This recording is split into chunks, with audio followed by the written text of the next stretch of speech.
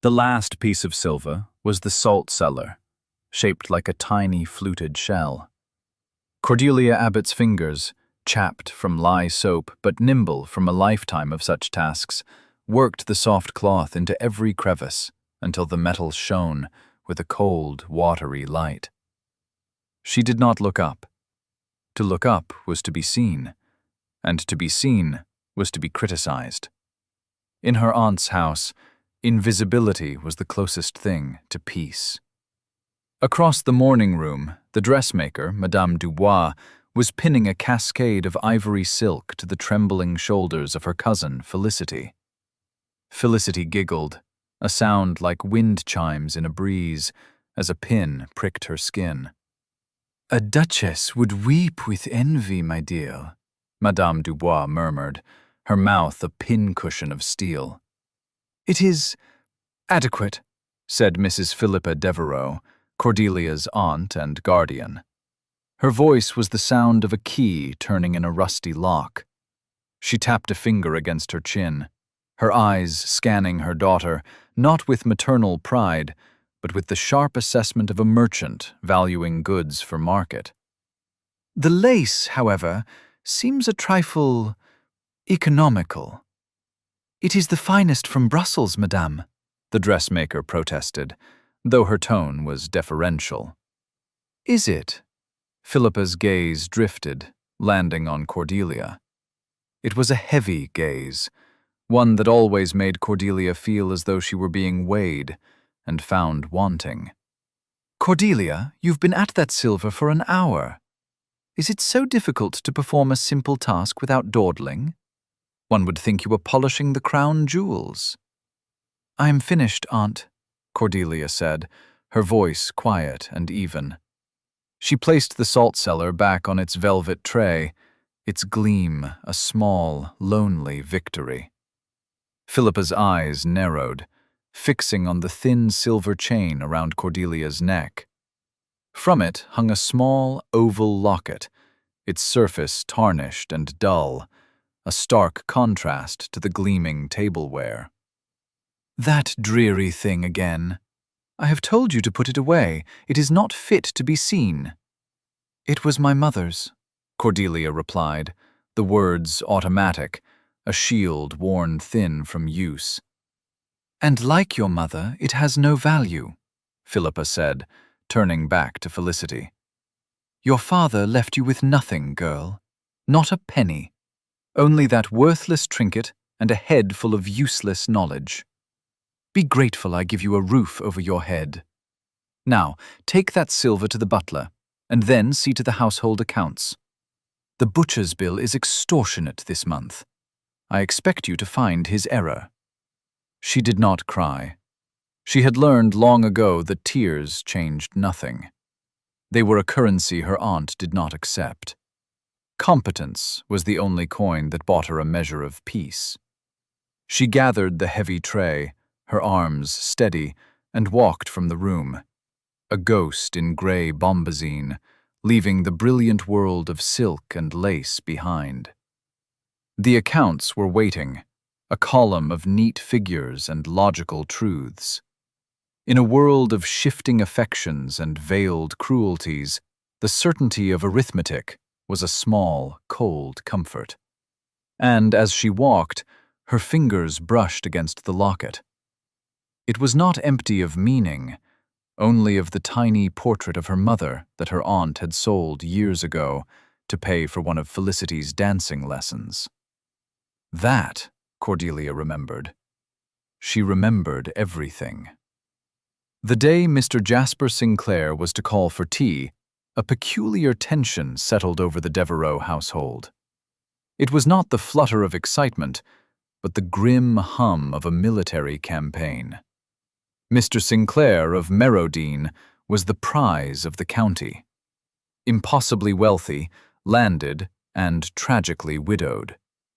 He was also, by all accounts, a man carved from granite, silent and severe, who had not been seen in society since his wife's passing 3 years prior.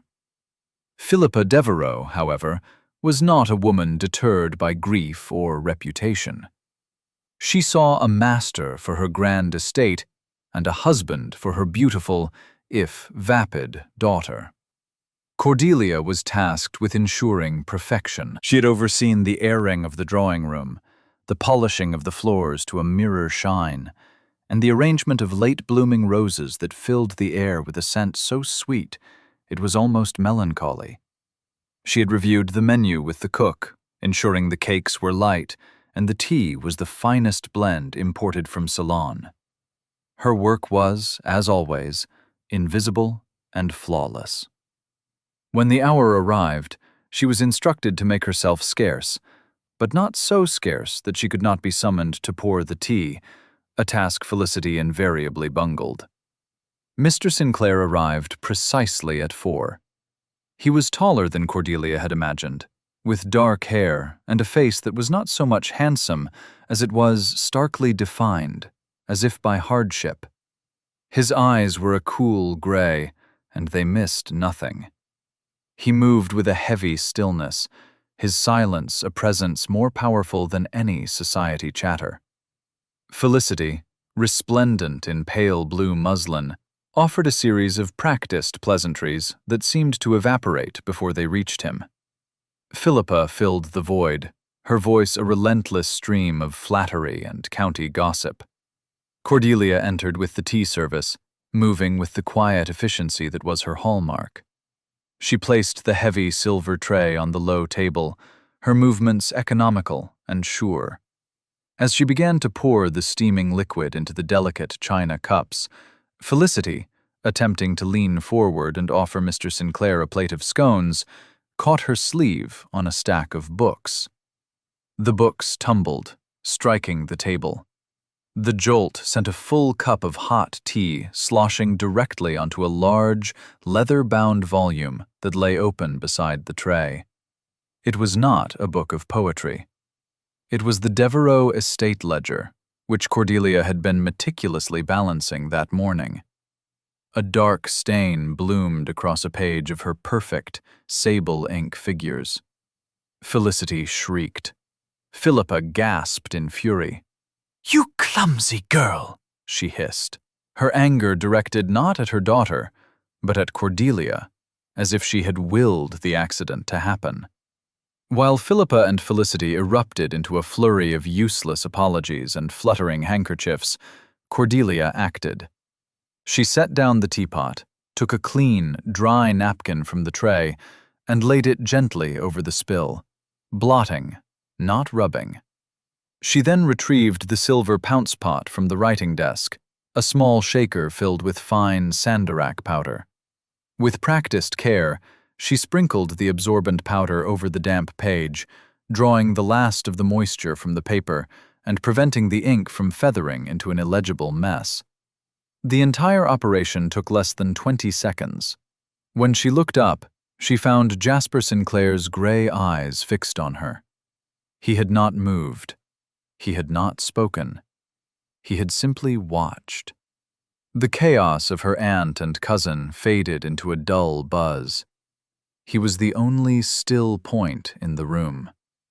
"The page is saved, Aunt Philippa," Cordelia said quietly, her voice the first calm sound since the spill.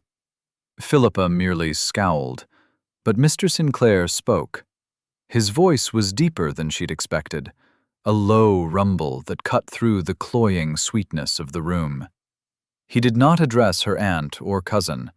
He spoke directly to Cordelia. "Who taught you that?" The question was so direct, so devoid of artifice, it startled her. She met his gaze. "My father, sir. He was a scholar. He said that panic is the enemy of preservation." A flicker of something, interest perhaps, or respect, passed through his cool eyes. "Your father was a wise man." He said nothing more. But for the rest of the visit, Cordelia felt his occasional, thoughtful gaze upon her. It was not the dismissive glance she was used to, nor the pitying look of a sympathetic guest. It was something else entirely. It was the look of a man who had seen a tool perform its function perfectly. a man who recognized value where no one else had ever bothered to look. It was unsettling, and for the first time in a very long time, it felt dangerously like being seen. 2 days later, a carriage bearing the Sinclair crest appeared in the drive. Cordelia, mending a torn runner in the hall, saw it arrive and assumed Mr. Sinclair was returning her aunt's call, perhaps to pursue his courtship of Felicity. She felt a strange, hollow pang at the thought, which she immediately dismissed as foolishness. Her future was a fixed and narrow path. It did not include handsome, grieving widowers. Philippa, summoned by the maid, swept into the hall, her face a mask of triumphant expectation. She ordered Cordelia to her room. "Stay there until you are called. Do not show your face." Cordelia obeyed, retreating to her small attic chamber. She sat on her narrow bed, listening to the muffled murmur of voices from the drawing room below. An hour passed. The suspense was a tight knot in her chest. Finally, she heard the drawing room door open, followed by her aunt's sharp, elevated voice. "It is preposterous! Utterly unheard of! She is a gentlewoman, not a clerk!" Then Mr. Sinclair's low, implacable tones. "She is competent. That is what I require. The position is Chief Steward and Archivist of Merodine. The salary is £100 per annum, with full board. That is my offer.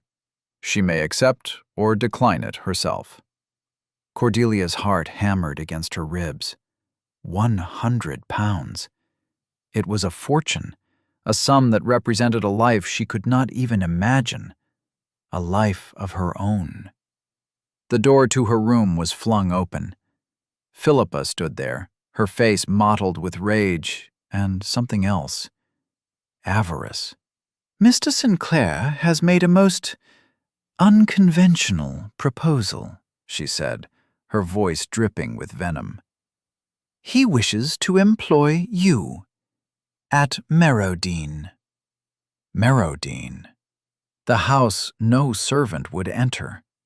It was said to be a place of suffocating sorrow, where the memory of the late Mrs. Sinclair lingered in every cold, silent room. The staff had fled, one by one, unable to bear the oppressive grief of its master and the chilling emptiness of the halls. It was called the House of Echoes. "He wishes to pay you," Philippa continued, her eyes gleaming. "Of course, as your guardian, I will need to manage your wages. A young woman like you has no head for money. I shall allow you a small stipend for necessities. £10 a year should be more than sufficient." £90 for her, 10 for Cordelia. The injustice was so blatant, so expected, that Cordelia felt a wave of cold calm wash over her. This was not a kindness. It was a transaction. Her aunt was selling her into service. But for Cordelia, it was not servitude. It was escape. "Well?" her aunt demanded. "He is waiting for your answer." Cordelia rose from the bed. She walked past her aunt and down the stairs to the drawing room, where Jasper Sinclair stood waiting by the window, a tall, dark silhouette against the afternoon light. He turned as she entered. His face was unreadable. "Mr. Sinclair," she said, her voice steady. "Miss Abbott," he returned. "I require someone to bring order to my household and my family archives. I observed your skill and your composure under pressure. I believe you possess the necessary qualities. The work will be demanding. The house is quiet." Quiet. A euphemism for desolate, for haunted by loss. "I understand the terms," she said, thinking of her aunt's grasping hands, of the £10 that would be her own. It was more freedom than she had ever known. I accept the position. He gave a single, sharp nod. Be ready to leave in 3 days' time. My carriage will be sent for you.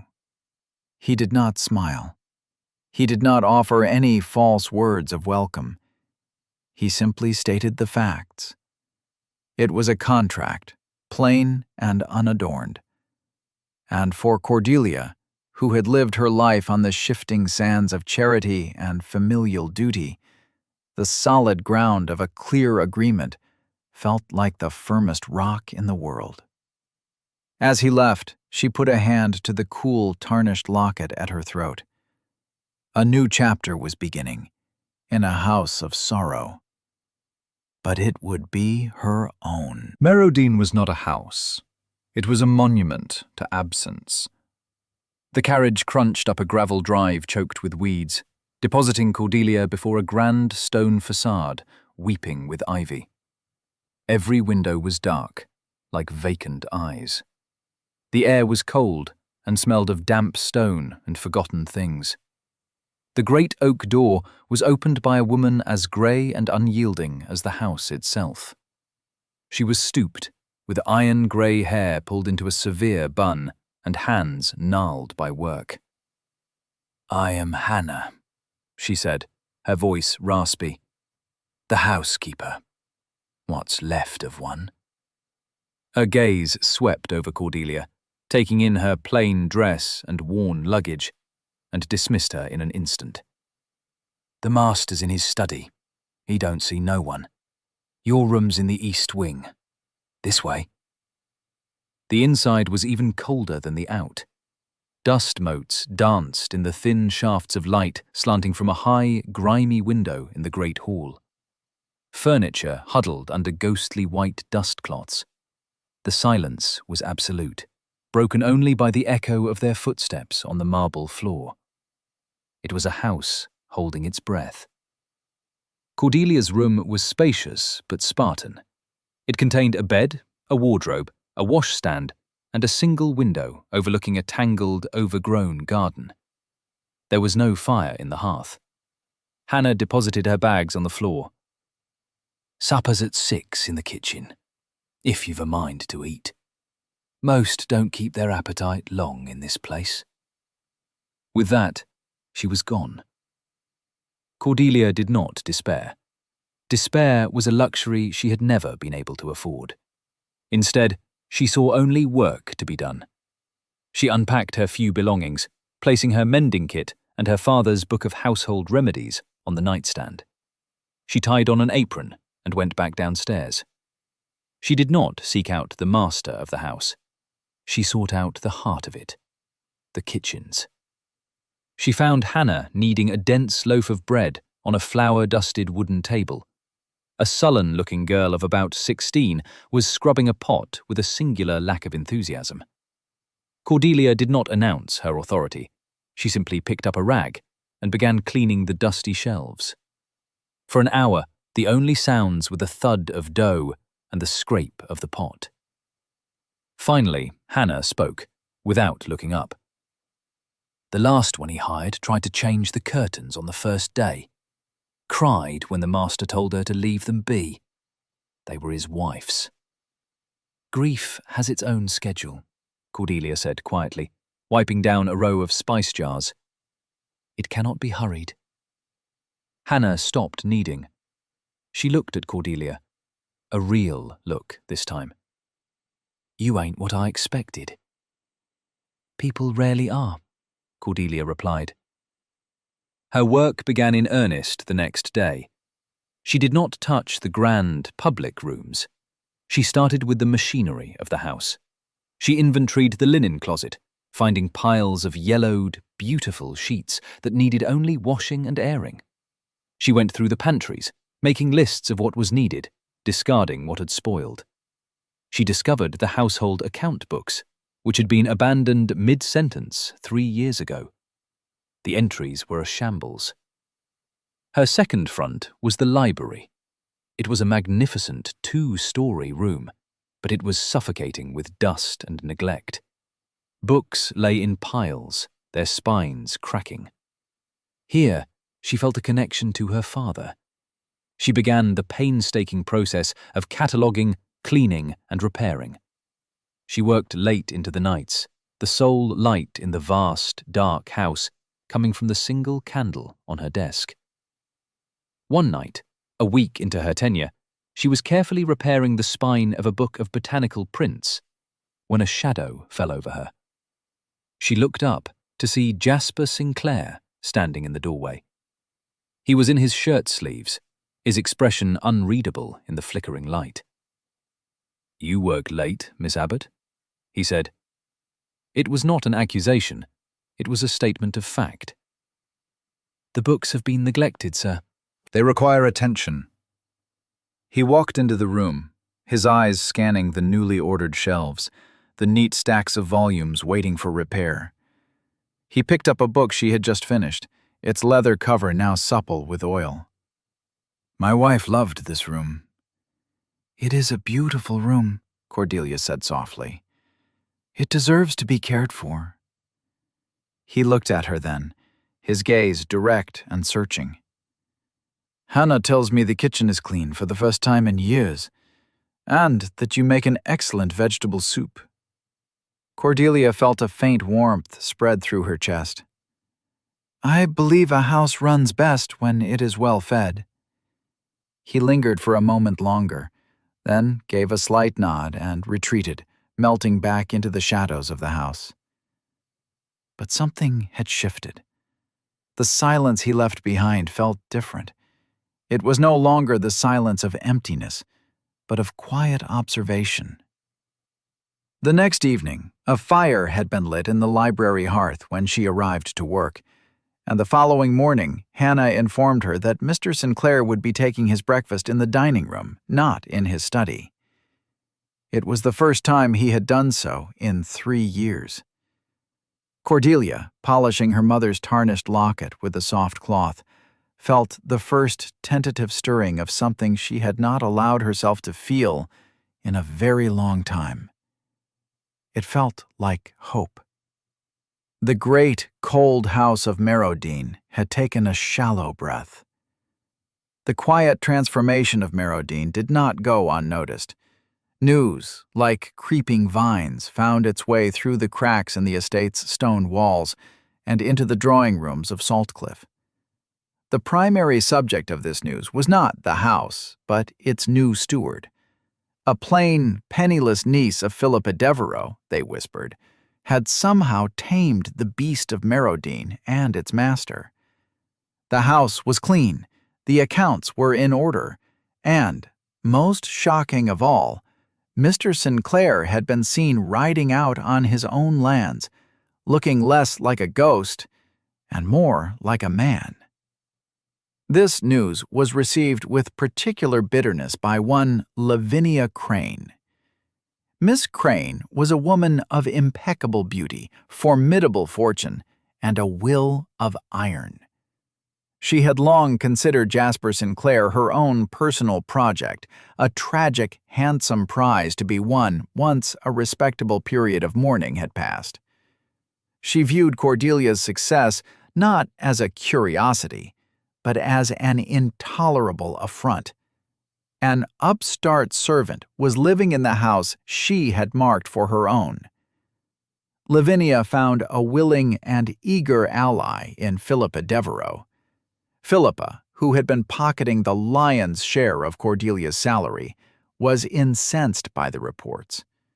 Her drab, obedient niece was flourishing, gaining a reputation for competence that eclipsed Felicity's beauty. It was a reversal of the natural order. Over tea and poisoned whispers, the two women began to weave their net. Their first attacks were subtle, carried on the currents of gossip. Cordelia Abbott, they hinted, was taking advantage of a grieving man. Her head had been turned by her position. She was extravagant, ordering expensive goods from London. She was manipulative, isolating Mr. Sinclair from his old friends. The rumors were designed to curdle her reputation, to turn the county's tentative approval into suspicion. When this failed to produce the desired effect, Jasper Sinclair simply ignored all social invitations, and his loyalty to Cordelia seemed to deepen. The attack escalated. It moved from the intangible realm of gossip to the concrete world of paper and ink. Philippa, who had spent years overseeing Cordelia's management of her own household, possessed a unique weapon. She knew her niece's handwriting as well as her own. She could replicate its neat, precise slant perfectly. One afternoon, while visiting a supposed friend near Merodine, Philippa contrived a visit to the estate on a day she knew Jasper and Cordelia would be inspecting a distant tenant farm.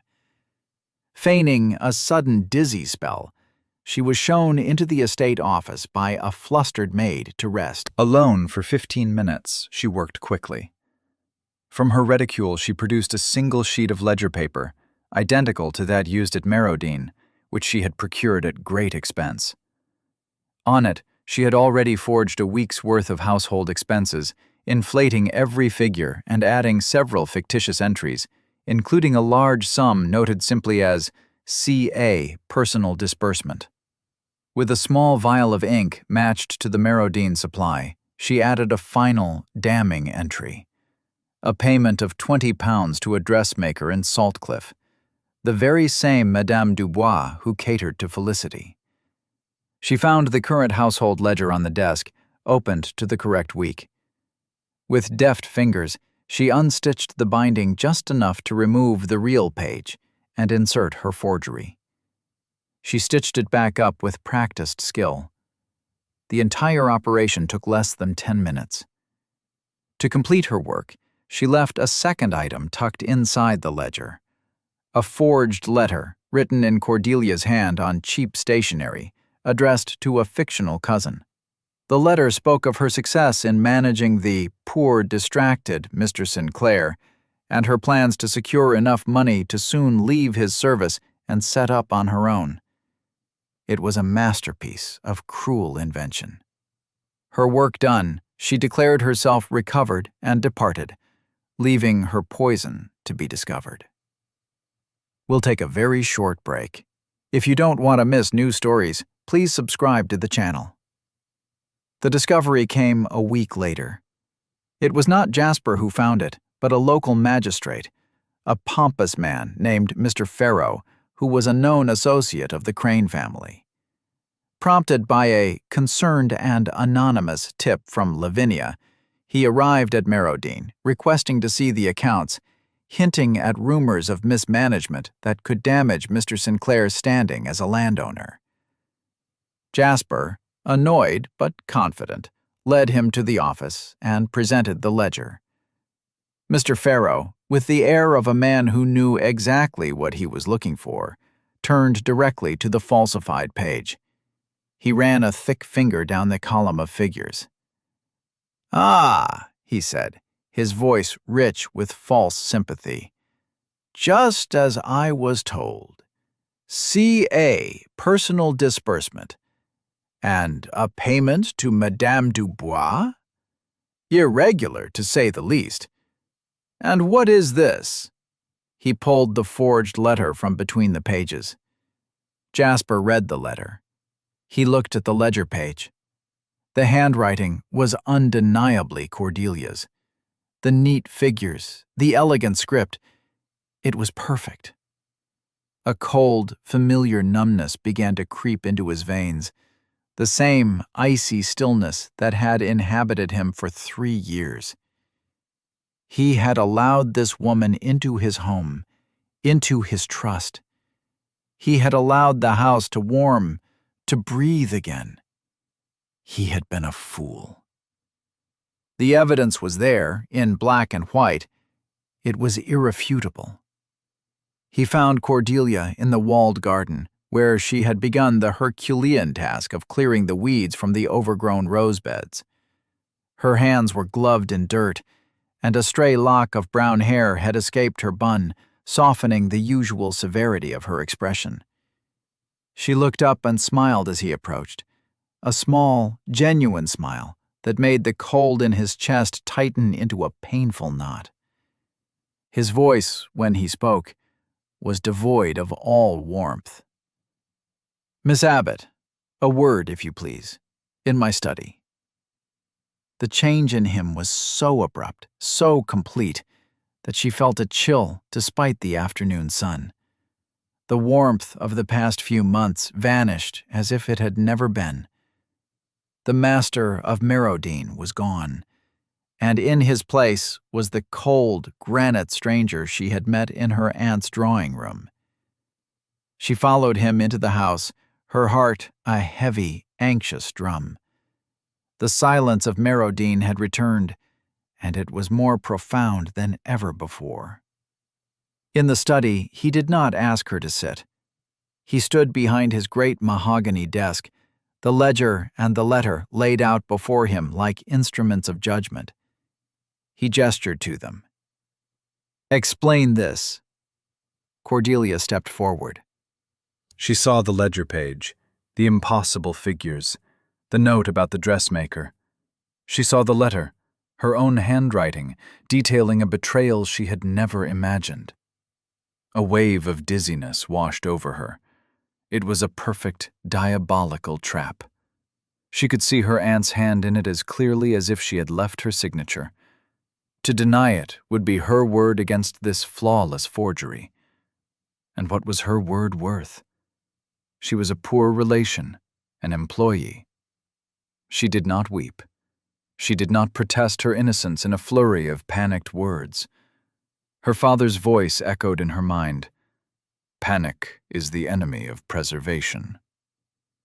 She drew a slow, steadying breath and leaned closer, her mind trained to notice the smallest detail, beginning its work.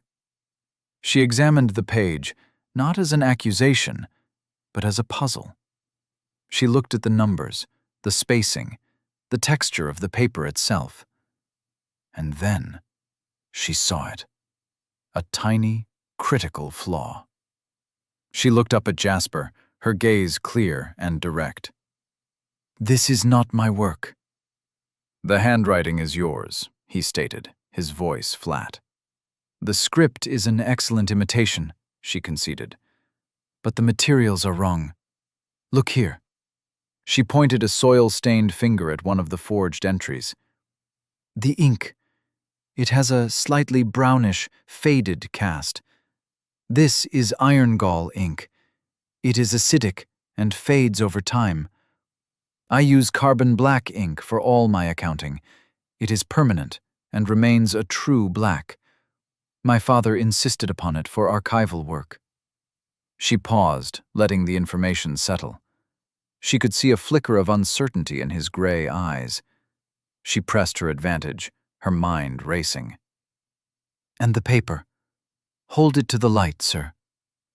He hesitated for a second, then picked up the ledger, his large hands surprisingly gentle, and held the page up to the window.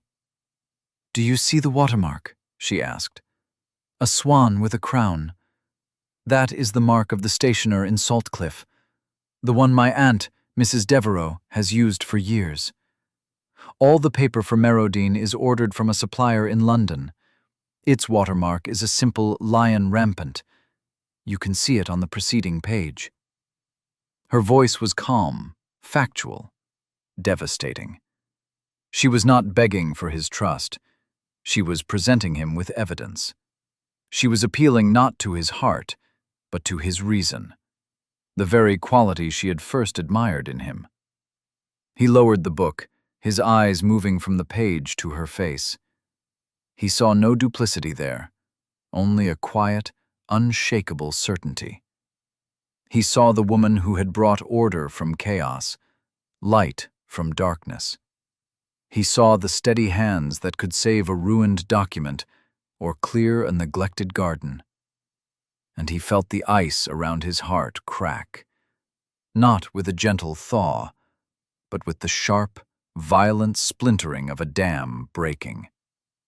The coldness was replaced by a wave of protective fury so intense it startled him. Perspective shift. Jasper Sinclair. He had built walls around himself, thick and high after Eleanor died. Grief was a fortress, and its silence was his shield. He had commanded his world to stop, and it had obeyed. The house grew cold, the servants left, the world kept its distance. He had wanted it that way. Numbness was a kind of peace. Then Cordelia Abbott had walked into his house, a quiet woman in a gray dress, and she had not asked for the walls to come down. She had simply, patiently, begun to tend the garden that grew within them. He hadn't understood it at first. He watched her from the shadows of his study, this woman who moved not with the nervous energy of a servant, but with the calm purpose of a creator. She didn't fill the silence with chatter. She replaced it with the soft rustle of pages turning, the scent of beeswax, the distant, steady rhythm of a household coming back to life. She was restoring his home, and in doing so, she was inadvertently restoring him. He had begun to feel again. The sharp edges of his grief had softened. The cold had receded. And he had let himself trust that feeling. That was his mistake. When Pharaoh had shown him the ledger, the old familiar defenses had slammed back into place. The trail was a language he understood. He had expected tears, denials, hysterics. He had been prepared for them. He had not been prepared for her quiet, forensic dismantling of the lie. The ink, the paper. She had fought back not with emotion, but with facts, with truth. It was not pity she had asked for. It was something harder and more respectful. It was consideration of the evidence. Looking at her now, standing before him with dirt on her hands and integrity in her eyes, he felt a rage he had not experienced in years. It was a clean, hot fire. It was not directed at her. It was for her. Someone had tried to destroy her. They had used her own competence, her own meticulous nature, as the template for their weapon. They had underestimated her. And they had, he realized, profoundly underestimated him. They thought him a broken, grieving man, easily manipulated. They had not counted on the fact that Cordelia Abbott had already, quietly, piece by piece, put him back together. He was no longer the master of a house of echoes. He was the master of Merodine, and he would protect what was his. Perspective shift. Cordelia Abbott.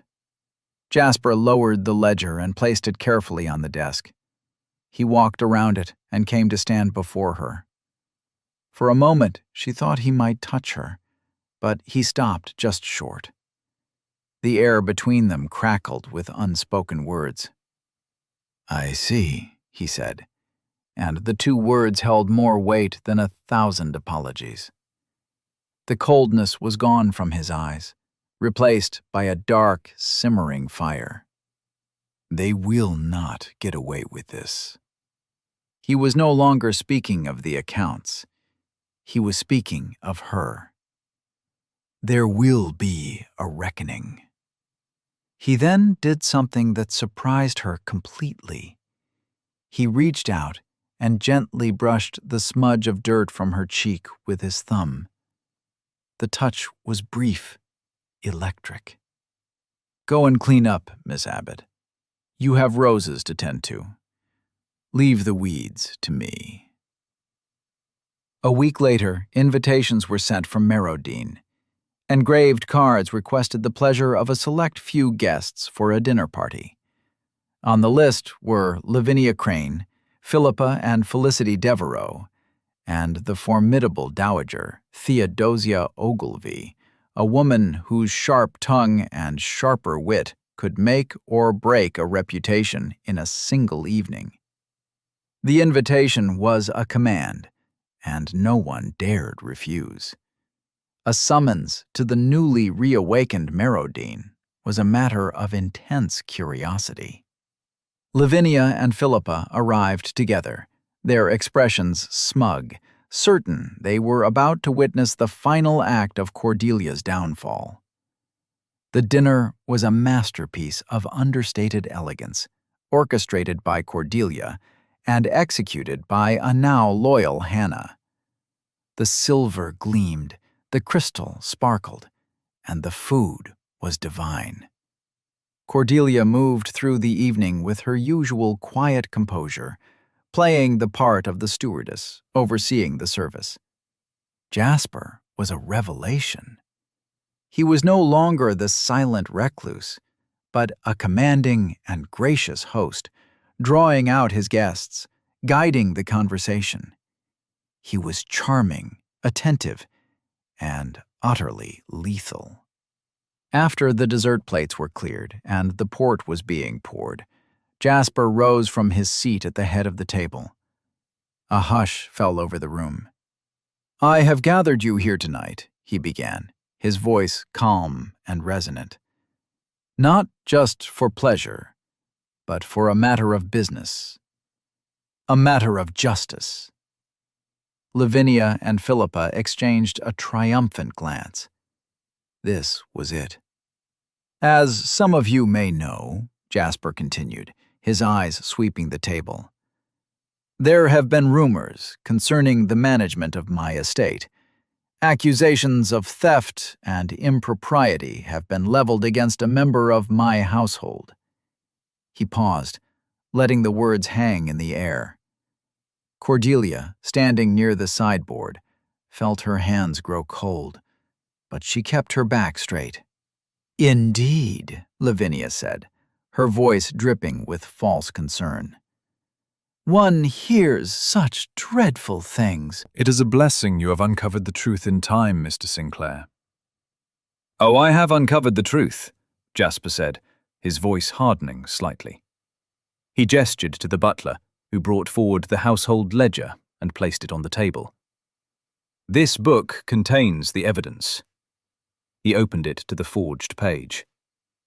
"Here we have an entry for a large sum, allegedly embezzled by my steward, Miss Abbott." Philippa dabbed at her eyes with a lace handkerchief. "I am so dreadfully ashamed. I cannot imagine what possessed the girl." Jasper's gaze settled on her, as cold and sharp as a shard of ice. "Nor can I, because she did not write it." He then revealed his masterstroke. "I was so concerned by this discrepancy that I sent for an expert from London, a Mr. Fletcher, who specializes in the analysis of historic documents, inks, and papers." At his signal, a small, bespectacled man who had been sitting quietly at the far end of the table stood up. Mr. Fletcher cleared his throat. "Ladies and gentlemen, I have examined the page in question. The ink is iron gall, consistent with a type sold commonly in the town of Saltcliffe. The household's usual ink is a carbon black from London. Furthermore, the paper's watermark, a crowned swan, traces it to the Saltcliffe stationer. It is, in short, a forgery. A rather skilled one, but a forgery nonetheless." A collective gasp went through the room. Philippa Devereux's face went ashen. Lavinia Crane's smile froze on her face. But Jasper was not finished. "A forgery requires a forger. Someone familiar with Miss Abbott's hand. Someone with access to that specific paper." He produced a second document. "This is a sworn statement from the proprietor of the Saltcliffe stationer. He confirms the sale of a dozen sheets of this exact paper 2 weeks ago to Mrs. Philippa Devereux."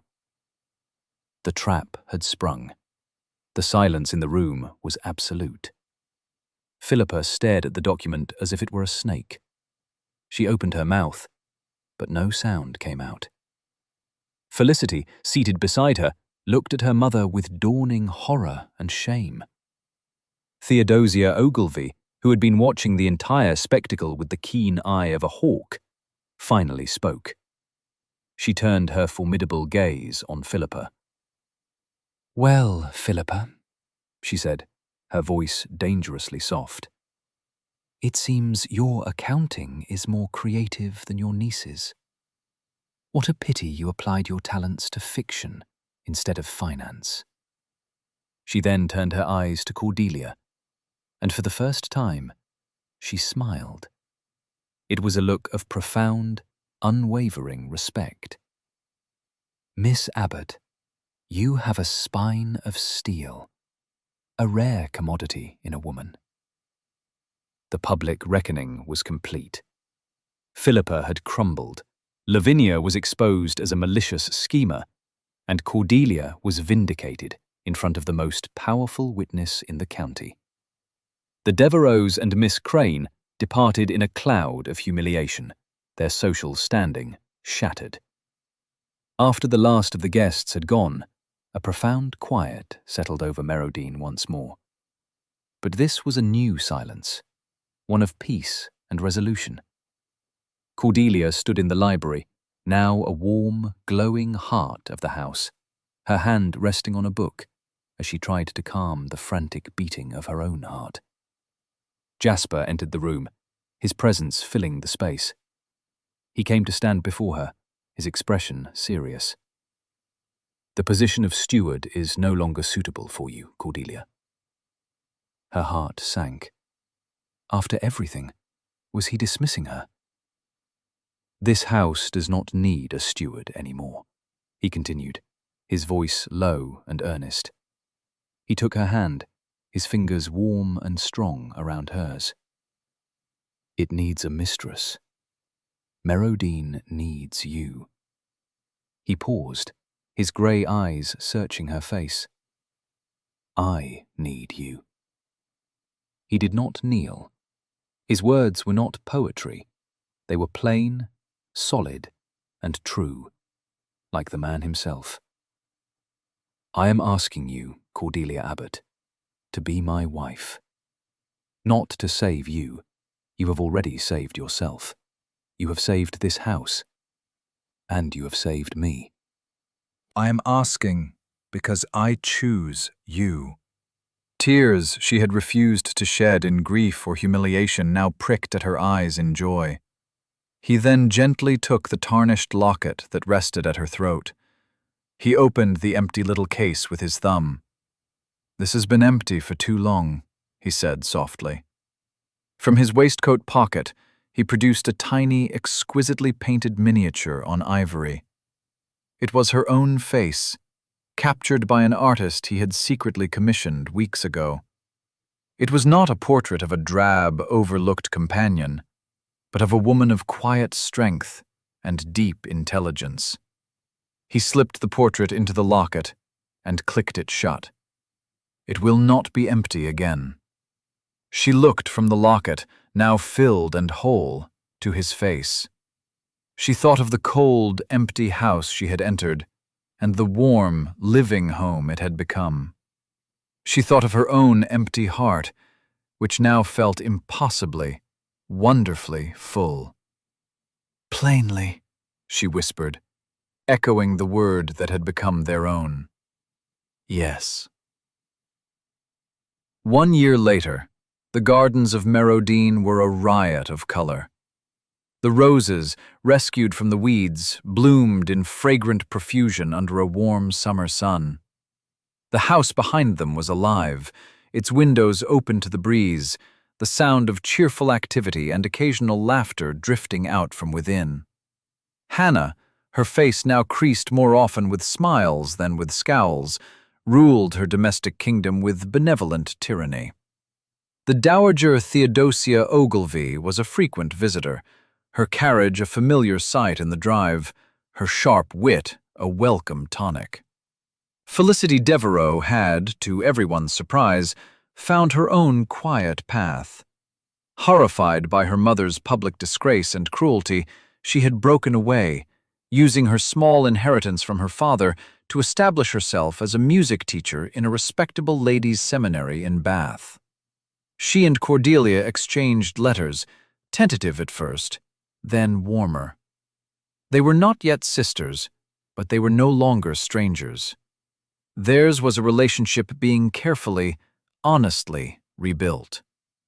Philippa lived in reduced circumstances in a damp cottage in a distant county, her reputation and her ambitions in ruins.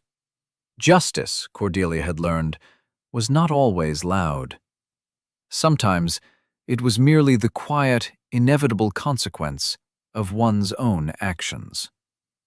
Cordelia stood on the terrace, a letter from Felicity in her hand, watching as Jasper walked towards her from the stables. He moved with an easy, confident stride she now knew so well. The heavy stillness was gone, replaced by a deep, abiding calm. He came to her side, his arms slipping around her waist, drawing her close. "Good news?" he asked, nodding towards the letter. "Yes," she said, leaning her head against his shoulder. "Very good news." His gaze fell to the locket at her throat. It was no longer tarnished, but polished to a brilliant shine, catching the afternoon light. Her portrait lay within, safe against her heart. He touched it gently, his fingers covering hers. It was a simple object, a small silver oval, but it held the entire arc of her life. The love she had lost, the emptiness she had endured, and the wholeness she had finally found. It was a symbol not of what she had been given, but of what she had earned. Together, they looked out over the thriving gardens and towards the great stone house, their house, now a place of light and life. It was no longer a monument to absence, but a testament to presence, to the quiet power of competence, patience, and a love that had been built not on grand proclamations, but on a foundation of shared, simple, undeniable truth. It was home. Thank you for listening to the story all the way to the end. Please tell us which city you're watching from and what the story made you feel. Don't forget to subscribe so you won't miss new stories.